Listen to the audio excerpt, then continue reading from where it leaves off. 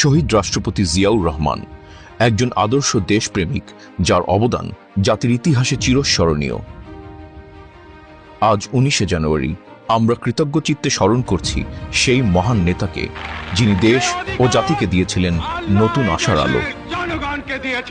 1936 সালের 19শে জানুয়ারি বগুড়ার এক শান্তিপূর্ণ গ্রামে জন্মগ্রহণ করেন জিয়াউর রহমান।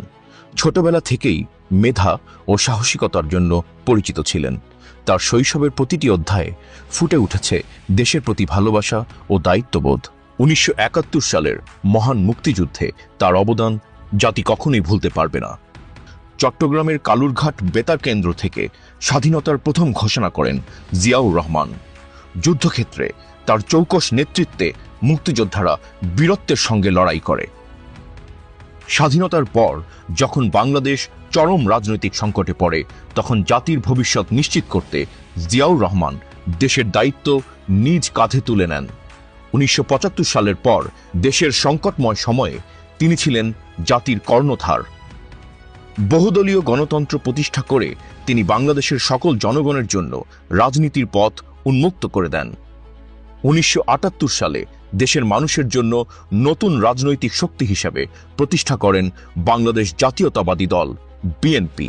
তিনি বহুদলীয় গণতন্ত্রের প্রবর্তন করেন, যা বাংলাদেশের রাজনৈতিক প্রেক্ষাপটে নতুন দিগন্ত উন্মোচন করে।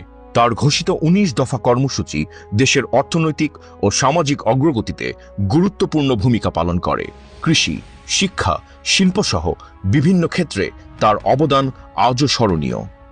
জিয়াউর রহমানের উদ্যোগে গঠিত হয় দক্ষিণ এশীয় আঞ্চলিক সহযোগিতা সংস্থা সার্ক, যা বাংলাদেশকে আন্তর্জাতিক অঙ্গনে সুনাম এনে দেয়। তার নেতৃত্বে বাংলাদেশ বিশ্ব দরবারে পরিচিতি লাভ করে। শহীদ জিয়াউর রহমানের স্মৃতির প্রতি আমরা বিনম্র শ্রদ্ধা জানাই। তার নেতৃত্বে জাতি পেয়েছিল একটি স্বাধীন পরিচয়, একটি স্বাধীন স্বপ্ন। তার ত্যাগ ও আদর্শ আমাদের চলার পথে আলোকবর্তিকা হয়ে থাকবে।